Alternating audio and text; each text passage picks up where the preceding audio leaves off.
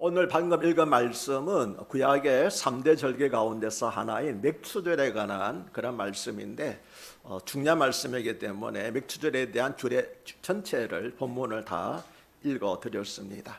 오늘은 교회 절기 가운데 하나인 맥추절입니다. 맥추절은 구약 이스라엘 백성들이 지켰던 3대 절기 가운데 하나입니다.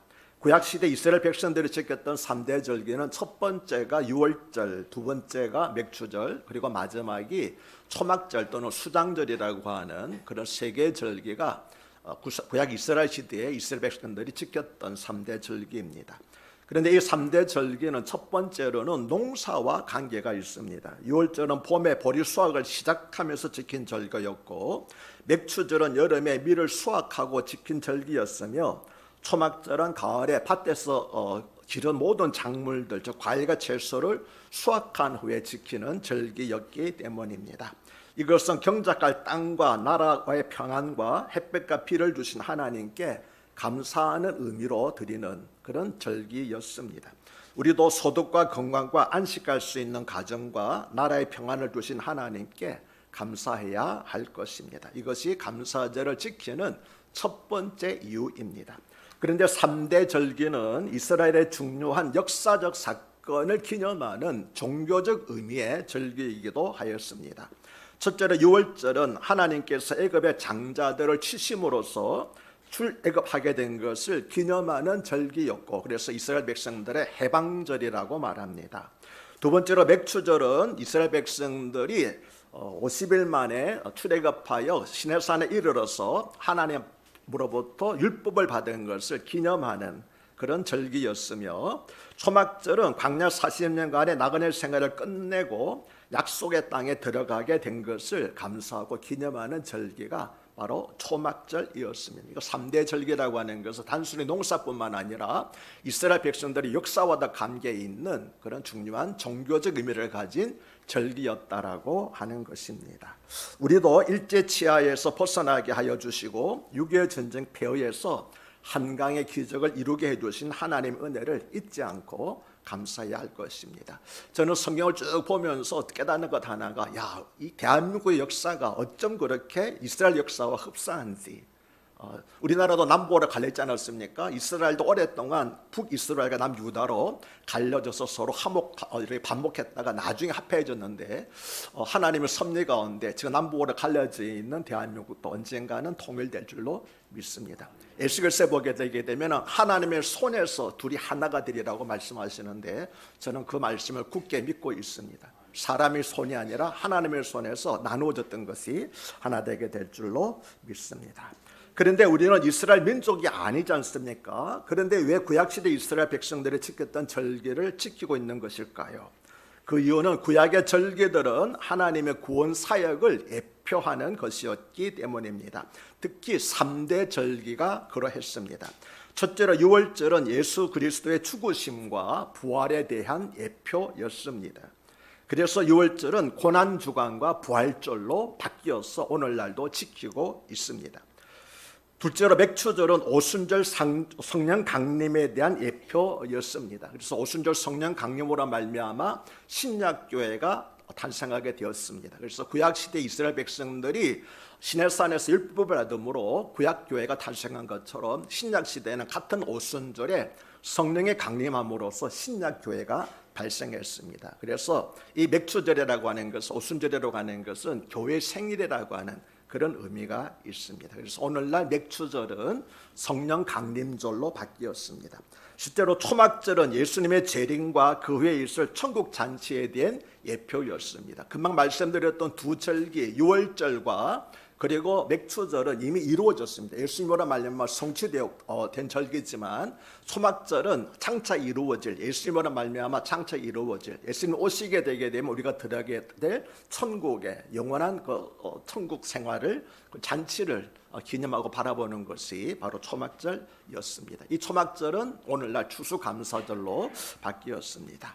방금 읽었던 성경 본문은 방금 말씀드렸던 맥추절 규례에 관한 내용입니다. 먼저 15절과 16절을 보면, 안식일 이튿날 곧 너희가 요제로 곡식단을 가져온 날부터 세워서 일곱 안식일의 수요를 채우고 일곱 안식일 이튿날까지 합하여 50일을 계수하여 새 소재를 여호와께 드리되라고 말씀합니다. 여기서 안식일 이튿날이라고 하는 것은 유월절이 지난 안식일 이튿날을 말하고 있습니다. 그냥 그 당시에 예수님 돌아가실 때 유월절이 금요일이었거든요.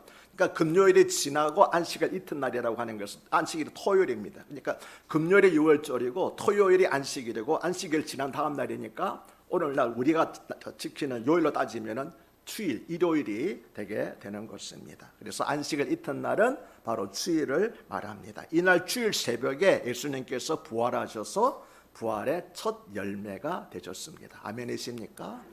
우리가 이 맥추절 규례를 보면은요, 계속 반복해야 하는 말씀 가운데 하나가 요제를 드릴 것이요라고 하는 말씀이 있는데, 요제라고 하는 것은 제사를 드리는 방식에 관한 그런 말씀입니다. 요제가 있고 거제가 있습니다. 그래서 요제라고 하는 것은 하나님의 제단 앞에서 이렇게 좌우로 흔드는 것을 요제라고 말합니다. 그래서 하나님 앞에서 흔드는 것은 하나님께서 기쁘게 받으신다, 연락하신다라고 하는 그런 의미가 있는데, 작은 것, 곡식이라든지 이런 작은 것들, 새라든지 이런 것들은 좌우로 흔듭니다. 요제로 흔듭니다. 반면에 이제 소 다리라든지 양 다리 같은 것들은 요제로 흔들기가 무겁잖아요. 그건 어떻게 될까요? 그건 거제라고 그래가지고 위아래로 이렇게 흔듭니다. 하나님 제단 앞에서 흔드는 것은 하나님께서 연락하신다, 기쁘게 받으신다는 그런 의미를 가지고 있습니다. 이날 이 맥추절에는 그 해의 밭에서 수확한 첫 번째 곡식인 보리 이삭 한 단을 제사장의 제단 위에서 좌우로 요제로 흔들었습니다. 이것은 하나님께서 기쁘게 받으신다는 상징적인 행동이었습니다. 이처럼 그 해의 밭에서 수확한 첫 곡식을 하나님께 드린다고 해서 이 날을 초실절, 즉 첫 열매로 드리는 날이라고 불렀습니다. 맥추절은 바로 이 초실절로부터 계산해서 49일이 7749, 49일이 지난 다음 날 50일째 되는 날 밭에서 수확한 밀 이삭을 하나님께 드리는 절기가 바로 맥추절이었습니다. 맥추절은 초실절로부터 계산해서 7일이 7번 지났다고 그래서 77절이라고도 불렀습니다. 그리고 이튿날인 50일째 되는 날 누룩을 넣은 빵 2개를 제단에 바쳤기 때문에 또 오순절이라고 부르기도 하였습니다.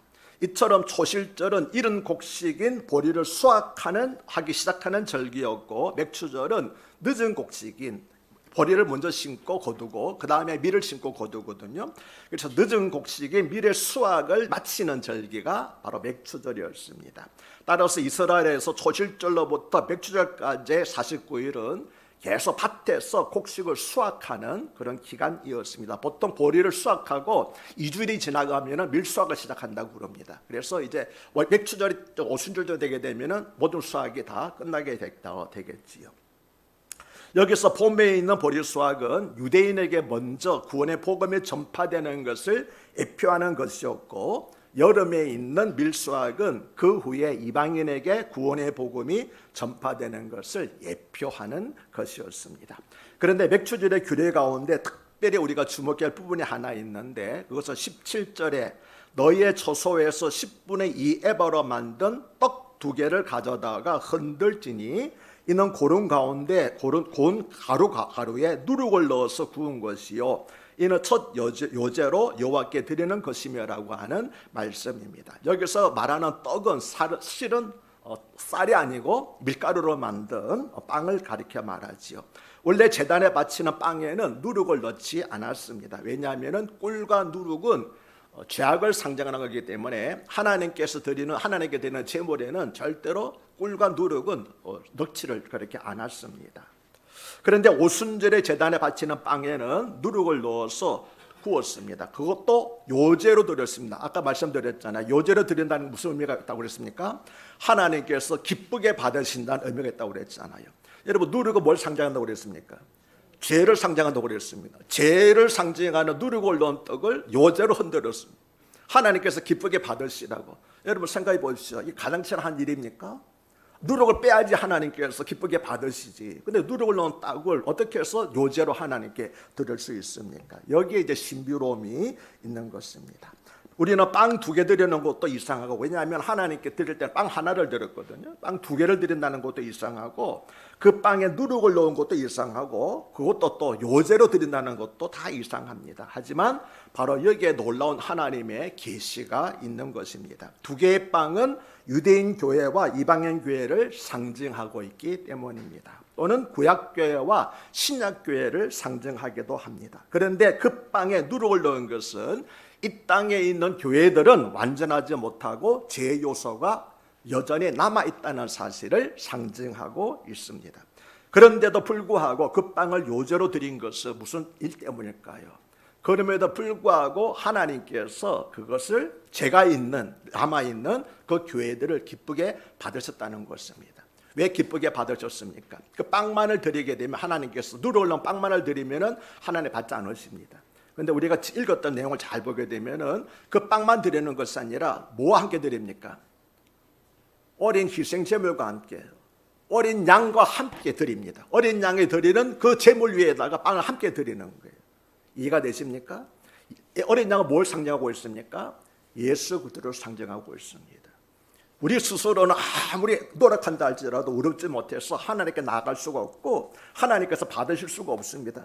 교회도 마찬가지입니다. 성도도 마찬가지고 교회도 마찬가지입니다. 그러나 예수 그리스도의 품에 앉아서 드려질 때 하나님께서 기쁘게 받으시는 것입니다. 아멘이십니까? 왜냐하면 예수님께서 우리 모든 죄를 다 속죄해 주셨기 때문에. 그래서 반드시 뭡니까? 어린 양의 희생 제물과 함께 떡 2개 소제로 드리라고, 소제라 밀가루를 말합니다. 그래서 소제로 드리라고 말씀을 한 것입니다. 이처럼 하나님께서 누룩을 넣은 두 개의 떡, 다시 말하면 구약교회와 이방인 교회, 아니 신약교회 또는 유대인의 교회와 이방인 교회를 상징하는 떡 2개를 하나님께서 기쁘게 받으신 이유는 바로 예수 그리스도와 함께 드려졌기 때문에, 예수 그리스도의 구속의 피가 그 안에 섞여 있기 때문에 하나님께서 기쁘게 받으신 것입니다. 16절을 보면, 18절을 보면 그 사실을 말하지요. 너희는 또 이 떡과 함께 1년 된 흠 없는 어린 양 7마리와 어린 수소 1마리와 순양 2마리를 드리되 이것들을 그 소제와, 그 소제라고 하는 것은 바로 밀가루로 만든 빵을 말합니다. 전제 제물과 함께 여호와께 드려서 번제로 삼을지니 이는 화제라 여호와께 향기로운 냄새라고 말씀한 것입니다. 단독으로 드린 것이 아니라 뭐가 드린다고요? 희생 제물들과 함께 드리기 때문에, 피를 흘렸던 제물을 드리기 때문에 하나님께서 받으시는 향기로운 제사가 된다는 것입니다. 누룩을 넣은 빵을 단독으로 드린 것이 아니라 흠없는 어린 양을 희생 제물로 죽여서 함께 번제로 드렸습니다. 그래서 하나님께서 누룩을 넣은 떡을 기쁘게 받으신 것입니다. 그러므로 맥주절에 우리가 가장 감사하는 것은 나 같은 죄인을 하나님께서 받으시는 자녀가 될 수 있도록 십자가에서 피 흘리며 돌아가신 우리 주님 예수 그리스도의 구속의 은혜인 것입니다. 물론 맥주절이라고 하는 것은 우리가 8년 동안 하나님께서 우리를 지켜주신 그런 것들, 주신 것들, 많은 것들에 감사해도 되겠지만 특별히 우리가 맥주절 감사해야 되는 것은 예수 그리스도의 구속의 은혜. 만약 구속의 은혜가 없었다고 그러게 되면 나는 하나님의 버려진 노예 태생일 텐데 하나님으로 말미암아 하나님께서 즐겨 받으시는, 기쁘게 받으시는, 연락하시는 그런 대상으로 바뀌었지 않습니까? 그래서 우리가 가장 감사해야 되는 것은 우리 예수 그리스도께서 나를 위해서 돌아가셨다는 희생으로 말미암아 내가 구원받았다는 그 사실이 우리가 가장 감사하고 감격해야 되는 사실인 것입니다. 그런데 성경을 읽다가 보면은 신약 성경에는 맥추절이라는 말이 나오지 않고 오순절이라고 하는 말만 계속 등장하고 있습니다. 그 이유는 조금 전에 말씀드렸듯이 늦은 곡식인 밀을 수확하는 맥추절은 이방인에 대한 주소가 본격적으로 시작된 오순절의 성령 강림에 대한 예표였기 때문입니다. 그래서 구약시대의 맥추절은 오늘날 오순절 혹은 성령 강림주일로 바뀌게 된 것입니다. 성경의 맥추절 교육대로 하면은 올해는 부활절로부터 50일째인 5월 28일이 맥추절입니다. 그러나 여러분이 교회 달력을 잘 보시면은 그날에 맥추절이라고 되어 있지 않고 성령 강림절이라고 써 있는 것을 볼 수 있습니다. 왜 그렇습니까? 구약 시대의 맥추절은 뭘로 바뀌었습니까? 성령 강림절로 바뀌었기 때문에. 그런데 왜 그럼 우리는 7월 첫째 주일을 맥주절로 지키고 있습니까? 그래서 언제 우리가 저하고 성경 공부하면서 우리가 그 이야기 제가 말씀을 드렸습니다. 사실은 맥주절을 지키는 신약 시대에, 이 시대에 맥주절을 지키는 교회는 제가 알기로는 한국 교회밖에 없습니다. 다른 나라들에서는 신약 교회들이 다 맥주절을 지키지 않습니다. 왜 그렇습니까? 맥주절은 뭘로 바뀌었어요? 성령 강림절로 바뀌었기 때문에 지키지 않습니다. 그래서 많은 사람들이, 기독교를 비난하는 사람들이 목사들이 헌금 받는 구실로 삼으려고 맥주절을 따로 지키겠다라고 그렇게 말하고 있습니다. 여러분이 계속 따진다고 그러면 저도 거기에 대해서 계속해서 이렇게 변명하기 어렵습니다. 그러나 한국 교회가 그걸 모르고 지키겠습니까? 사실은 교회 목사님들이 한 거 아닙니다. 우리나라 선교사들이 왔을 때 선교사들이 맥주절은 성령 강림절로 바뀌었습니다라고 해가지고 지키지 않으려고 그랬어요. 그런데 자발적, 그 당시 우리나라는 우리가 1세기 전에는 다 농경사회였잖아요. 농사 짓는 분들이 선교사람들이 와가지고 우리 맥주절을 지키겠습니다라고 한 거예요. 우리 농사 짓는 사람들이니까 거기에 대해서 감사함으로 드리겠다고 그래가지고, 그래서 선교사님들과 의논해가지고 한국 교회만 7월 첫째 주일을 맥주절로 지키게 된 겁니다. 그래서 하나님께서 한 해 농사 동안 지켜주었던 것, 그거를 감사하는 의미로서 지키게 된 것입니다. 이해가 되십니까? 그래서 원칙적으로는 맥주절은 성령 강림절로 바뀌었기 때문에 우리가 지키지 않는 것이 옳습니다만, 그러나 한국교회의 아름다운 전통으로 맥주절이 자리를 찾게 된 것입니다. 그 뭐냐면은 한 해 동안, 반년 동안 하나님께서 우리의 삶을 지켜주셨던 것을 감사하는 의미에서 반년을 돌아보면서 감사하고 다시 반년을 하나님 은혜를 기대하면서 바라본다는 의미에서 맥주절은 의미가 있겠다. 그래서 맥주절을 한국교회가 지키기로 그렇게 정한 것입니다. 그래서 여러분들이 혹시 외국교회 나가셨다고 외국교회에서는 맥주를 안 지키던데요? 라고 이렇게 이상하게 생각하지 마시고, 이런 일이 있구나라고 이해하시면은, 여러분 좋게 받아들이시면 되겠습니다. 마지막으로 맥주절의 정신을 바르게 실천하기 위해서 우리가 참고해야 될 구절은 22절에 너희 땅에 곡물을 벨 때에 밥 모퉁이까지 다 베지 말며 떨어진 것을 줍지 말고 그것을 가난한 자와 거류문을 위하여 남겨두라. 나는 너희의 하나님 여호와니라는 말씀입니다. 이 말씀은 수확의 기쁨을 가난한 사람들과 함께 나누라는 것이었습니다. 자기 밭이 없던 가난한 여인 룻이 바로 이 맥주절 귤의 혜택을 잊고자 하여서 보아스의 밭으로 일삭을 주우러 갔다가 보아스를 만나서 결혼하여서 다윗 왕의 조상이 된 것을 여러분 잘 아실 것입니다. 그래서 유대인들은 맥주절에는 룻기를 읽으면서 이웃의 가난한 사람들을 찾아가 베풀고 나누는 사랑을 지금도 행하고 있다고 하고 있습니다. 이제 설교를 마치겠습니다. 맥주절 규례 가운데서 우리가 주목해야 될 부분은 두 가지이겠습니다. 첫째는 누룩을로 구운 빵 2개를 요제로 바치는 것이고, 둘째는 가난한 사람들을 위해서 밥 모퉁이의 곡식을 베지 말고 떨어진 이삭을 줍지 말라고 한 것입니다. 하나님께서 누룩을 넣어 구운 빵을 기쁘게 받으신 것은 예수 그리스도의 피 흘리심 때문이라고 말씀을 드렸습니다. 그러므로 맥주절에는 무엇보다도 우리를 죄에서 구속하여 하나님의 자녀로 삼아주신 그 은혜에 감사해야 할 것입니다. 그리고 하나님께서 우리에게 주신 풍성한 복을 나 혼자만 다 차지하는 것이 아니라 밥 모퉁이를 남겨두라고 말씀하신 것처럼 하나님 주신 복을 이웃의 가난한 사람들에게 나눌 수 있는 그런 맥주절이 되시기를 주 이름으로 축복합니다. 하나님 아버지, 오늘 맥주절을 지키게 하신 것을 감사드립니다. 반년 동안 지킨 하나님 은혜를 기억하게 하신 것을 감사드리고, 무엇보다도 예수 그리스도의 구속의 은혜에 대해서 감사하게 하시니 감사합니다. 우리 교회가 큰 교회라서 큰 일을 하지 못하지만 그래도 성경의 정신에 따라서 우리가 항상 받은 은혜를 나눌 수 있는 그 일에 참여하는 교회가 되게 하신 것을 감사드립니다. 우리 성도님들도 하나님께서 주신 복을 기꺼이 나눌 수 있어서 축복의 반열에 들어가는 성도님들, 가정, 기업이 되게 하여 주시옵소서. 예수님을 받들어 감사하며 축복하며 기도하옵나이다. 아멘.